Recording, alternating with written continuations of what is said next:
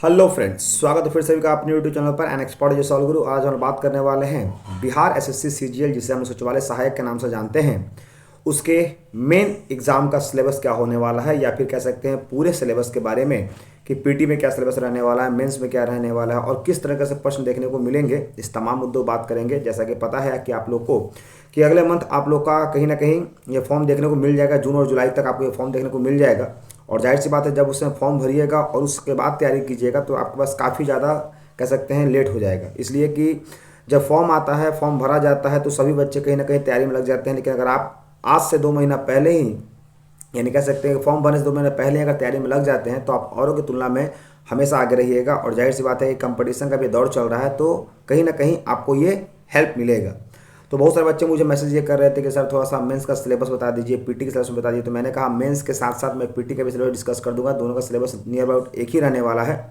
तो इसी के रिगार्डिंग वीडियो रहने वाली है कि जो नए बच्चे चैनल पहली बार देख रहे हैं उनको बताना चाहते हो कि चैनल पर आपको बिहार के सही वैकेंसी के बारे में लेटेस्ट अपडेट बताया जाता है। साथ ही साथ उनके लिए मॉक टेस्ट भी चलवाया जाता है। जिस तरह से अभी बिहार विधानसभा और परिषद का मॉक टेस्ट चल रहा है एएसओ के लिए, वैसे ही सचिवालय सहायक का भी मॉक टेस्ट चलाया जाएगा। क्योंकि जाहिर सी बात है कि ऐसे पोस्ट जो होते हैं वो एएसओ के वो बहुत लिमिटेड होते हैं और कहीं ना कहीं साल में एक ही बार देखने को मिलते हैं। जिस तरह से बिहार विधानसभा और परिषद में एएसओ का पोस्ट देखने को मिला है, अब वही सीजीएल में भी सचिवालय सहायक का पोस्ट का नाम भी एएसओ हो गया है, जिसकी संख्या आप लोगों ने देखा था पिछले वीडियो में कि नियर अबाउट 4000 रहने वाली, जिसमें से 3000 जो है वो डायरेक्ट रिक्रूट किए जाएंगे और 1000 जो होंगे वो कहीं ना कहीं प्रमोशन से भरे जाएंगे। ठीक है, चलिए तो वीडियो को शुरू करने से पहले ये सारी बातें हो गई और आप लोगों को मन में बात होगा जरूर बता दीजिएगा। चलिए शुरू करते सबसे पहले पीडीएफ को दिखाते हैं कि पीडीएफ में क्या कुछ रहने वाला है। ये पीडीएफ मैंने बेसिकली बनवाया था टाइप करवा के, ताकि इसको मैं अपना टेलीग्राम पर भी दे दूंगा। जो बच्चे नए हमारे चैनल को पहली बार देख रहे हैं उनको बता देते हैं कि हमारा टेलीग्राम चैनल है @GS All Guru। क्या नाम है? @GS All ALLGURU @GS All Guru। आप वहाँ पर जाकर हमें ज्वाइन कर सकते हैं। वहाँ पर आपको ये पीडीएफ भी विस्तार रूप से मिल जाएगी। लेकिन पीडीएफ को देखने से पहले आप इस वीडियो को देख लीजिए, क्योंकि इसमें कुछ ऐसी बातें हैं जो मैं आपको केवल वीडियो में समझ में आएगी, वहाँ पीडीएफ में आपको अच्छे समझ में नहीं आएगी। अब सबसे पहले बात देखिए कि ये 2023 का प्रीलिम्स का जो पैटर्न था और 24 का वो पैटर्न सेम रहने वाला है। तो ये मेरे पास पीडीएफ जो है तो वो 2023 का था। तो मैंने कहा कि भाई सब कुछ सेम रहने वाला है, तो केवल साल का फर्क है। वो 23 का था, ये 24 का रहने वाला है। तो इसमें क्या क्या होता है, सबसे पहले सचिवालय सहायक की बात करते हैं। तो सचिवालय सहायक जो है उसमें 3 स्तर के आपके होते हैं। सबसे पहला पीटी होता है, फिर मेंस होता है और लास्ट डॉक्यूमेंट वेरिफिकेशन होता है। पीटी जो होगा वो आपका कह सकते हैं ऑब्जेक्टिव होगा और मेंस जो होगा वो आपका सब्जेक्टिव होगा यानी डिस्क्रिप्टिव होगा। अब बच्चे यहाँ पर बात कर रहे थे कि सर परीक्षा का पैटर्न क्या कुछ रहने वाला है। तो परीक्षा यहाँ पर ग्रेजुएशन लेवल पर रहने वाला है और जो पेपर का मीडियम होगा वो हिंदी इंग्लिश दोनों होगा। टोटल प्रश्नों की बात करते हैं तो उसमें 150 प्रश्न देखने को मिलेंगे पीटी में, और टोटल टाइम आपको जो दिया जाएगा वो 2 घंटे दिया जाएगा। यानी कुल मिला कह सकते हैं 1 घंटे 35 मिनट, यानी 135 मिनट दिया जाएगा।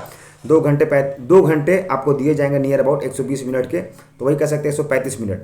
टोटल मार्क्स की बात करते हैं तो एक क्वेश्चन 4 नंबर का रहेगा। तो जाहिर सी बात है 150 क्वेश्चन है, 150 गुने 4 यानी 600 मार्क्स के रहने वाले हैं। सही होने पर 1 मार्क्स आपके दिए जाएंगे और गलत होगा तो आपके 1 मार्क्स काट लिए जाएंगे।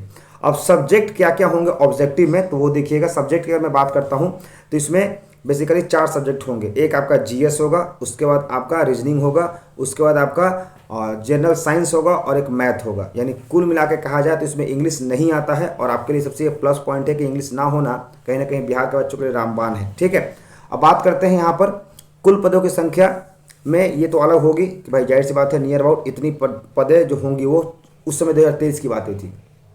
अब बात करते हैं किसका क्या वेटेज रहने वाला है। तो वेटेज की अगर मैं बात करता हूं तो मैं अगर खुद अपने आप के ऊपर स्विच कर लेता हूं तो यहां आपको दिखाता हूं। विषय के समान अध्ययन जीएस की बात करते हैं तो जीएस में से आपके 60% देखने को मिलेंगे जीएस का, और एक क्वेश्चन अगर 4 नंबर का आता है तो 240 नंबर का आपका केवल जीएस होगा। उसके बाद अगर मैं साइंस और मैथ को मिला दूं तो साइंस और मैथ को मिला करके कुल 45 क्वेश्चन आपको देखने को मिलेंगे, और 45 को अगर मैं 4 से मल्टीप्लाई करता हूं तो नियर अबाउट आपका 180 मार्क्स आता है। और रीजनिंग अकेले 45 मार्क्स का आएगा, जिसमें से आप कह सकते हैं कि 45 को अगर फिर से 4 से मल्टीप्लाई करता हूं तो 180 नंबर, यानी ये आपका सिलेबस रहने वाला पीटी का। टोटल 600 नंबर होंगे। 240 नंबर का जीएस होगा, 180 नंबर का आपका साइंस और मैथ होने वाला है, और आपका 180 नंबर का फिर से रीजनिंग होने वाला है। यानी आप गौर कर रहे होंगे कि बिहार विधानसभा और बिहार विधान परिषद का एओसो का भी सिलेबस सेम है। जैसा कि आप देखे होंगे कि वहाँ पर भी क्या था, 40-30-30, यानी 40 नंबर आपका जीएस था, 30 नंबर में आपका साइंस और मैथ था, और 30 नंबर आपका रीजनिंग था। सेम एएसओ का पैटर्न यहाँ पर भी लागू किया है, यानी रीजनिंग और मैथ साइंस का लेवल जो है वो, या नंबर ऑफ क्वेश्चन जो वो सेम रहने वाला है, और उससे ज़्यादा जीएस रहने वाला है। ठीक है, तो ये समझ में आ गया, काफ़ी डिटेल में आपको मैं बता रहा हूँ। उसके बाद अगर बात करता हूँ कि कौन कौन से आप लोग को पॉइंट्स देखने होंगे, अगर मैं बात करता हूँ प्रीलिम्स के लिए, तो मैं जीएस की बात करता हूँ तो आपको पूरा इन्वायरमेंट देखना होगा, करंट अफेयर्स देखना होगा, और साथ ही साथ बिहार, इंडिया और उसके नेबरिंग कंट्री उसके बारे में देखने होंगे। समान अध्ययन की अगर मैं और बात करता हूँ तो आपको साइंस देखना होगा, नेशनल लैंग्वेज देखना होगा, बुक स्क्रिप्ट देखना होगा, कैपिटल देखना होगा, करेंसी या देखना होगा, स्पोर्ट्स देखना होगा, स्पोर्ट्स पर्सन देखना होगा, इंपॉर्टेंट इंसिडेंट देखना होगा, जो महत्वपूर्ण घटनाएं होती हैं।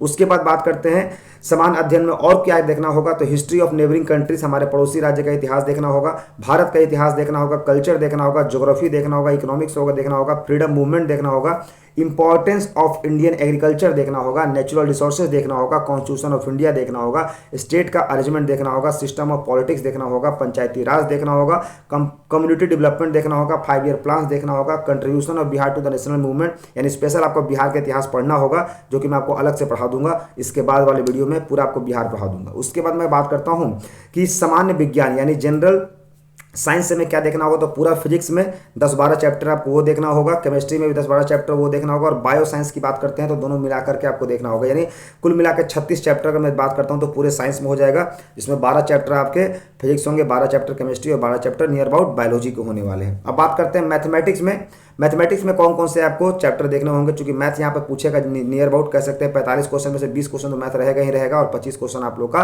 साइंस रहने वाला है। तो नंबर सिस्टम देखना होगा, computation of the whole number देखना होगा, डेसिमल देखना होगा, रिलेशनल बिटवीन नंबर देखना होगा, अर्थमेटिक फ्रैक्शन देखना होगा, रेशियो एंड प्रोपोर्शन देखना होगा, एवरेज देखना होगा, इंटरेस्ट देखना होगा, प्रॉफिट एंड लॉस देखना होगा।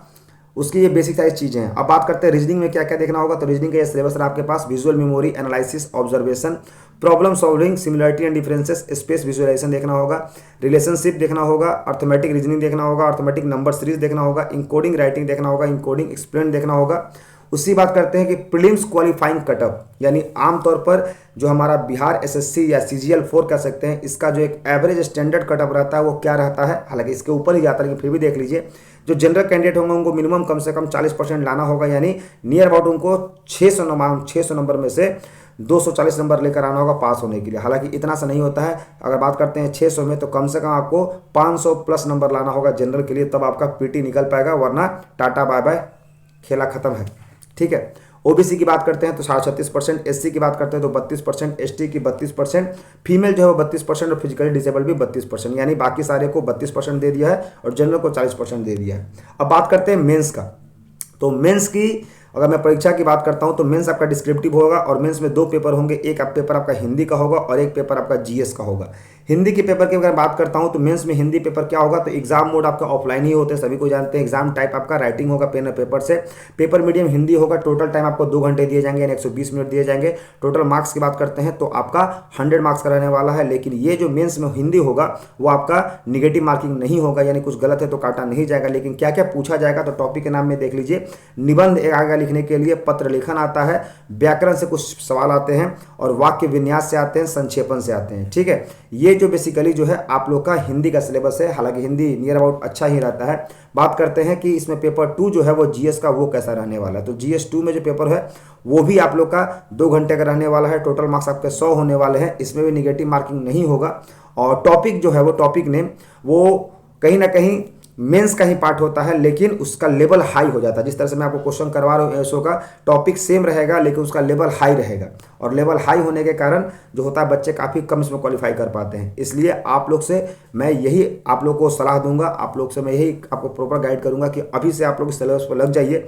हालांकि मैं सोच रहा था, आप लोग बताइएगा कि क्या ये सही है क्या गलत है, मैं सोच रहा था कि डेली में जो आप लोग को एक एक चैप्टर जो है वो एसओ के लिए अभी से पढ़ा दूं, क्योंकि जाहिर सी बात है कि बिहार विधानसभा और परिषद का एसओ का डेट तो अब नियर अबाउट आने ही वाला है, उसके लिए मॉक टेस्ट चल रहा है। लेकिन हमारे ग्रुप में अभी अगर बात करता हूँ पिछले 1 से 1.5 महीनों में कुछ ऐसे बच्चे भी जुड़े हैं जो अभी जस्ट ग्रेजुएट कंप्लीट किए हैं, यानी जो पार्ट 3 कंप्लीट किए हैं, और उन बच्चों को कहीं ना कहीं कंपटीशन का बिल्कुल नॉलेज नहीं है।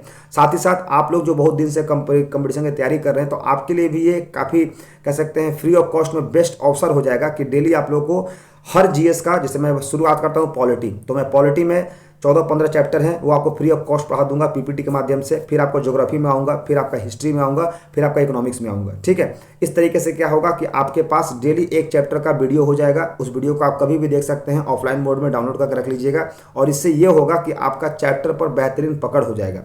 और जब सारे चैप्टर हो जाएंगे तो फिर हर चैप्टर का एमसीक्यू लेकर आ जाऊँगा स्टैटिक जीके के रूप में। क्या तो ये कॉन्सेप्ट आपको बढ़िया लगा? क्योंकि जाहिर सी बात है कि केवल आप लोग को सिलेबस बताने से आप लोग का निकलने वाला नहीं है। अब जाहिर सी बात है कि जैसे ही फॉर्म आएगा तो बहुत सारे लोग अपना पेड बैच बेचना शुरू कर देंगे। कोई 500, कोई 1000, कोई 2000, कोई 5000, जिस तरह से जैसा जिसका रिव्यू रहा है उस तरह से बेचना शुरू कर देंगे। लेकिन ऐसा नहीं कि वो 5000 में कुछ बहुत बड़ा चीज़ पढ़ा देंगे। 5000 में वो जीएस का वही चीज़ पढ़ाएंगे जो मैं आपको 5 रुपये भी लेकर नहीं पढ़ा रहा हूँ, यानी फ्री ऑफ कॉस्ट में पढ़ा रहा हूँ। ठीक है, तो इसलिए आप लोग को कमेंट बताइएगा कि आप लोग को ये वीडियो कैसा लगा, और वो जो मैं बात कर रहा था टॉपिक का, वो टॉपिक आप लोग को पढ़ना है कि नहीं। अगर पढ़ना होगा तो बिल्कुल यस लिखिएगा। साथ ही साथ वीडियो के लास्ट में हमेशा कहता हूं एक शेयर और एक लाइक, यानी इस वीडियो को अपने दोस्तों को शेयर कीजिए ताकि उनको भी मालूम चल सके कि बिहार विधानसभा परिषद या फिर कह सकते हैं एएसओ के साथ साथ बिहार सचिवालय सहायक का भी वैकेंसी आ चुका है, और दोनों का सेम पोस्ट है तो सेम सिलेबस भी रहने वाला है। इसलिए इस बार वो तैयारी करना चाहते हैं तो हमारे साथ जुड़कर सफलता को सुनिश्चित कर सकते हैं। ठीक है, सो ऐसे इंटरेस्टिंग फैक्ट लिए बनाया चैनल पर। बाय बाय, टेक केयर, जय हिंद, जय Bharat, that's all, thank you.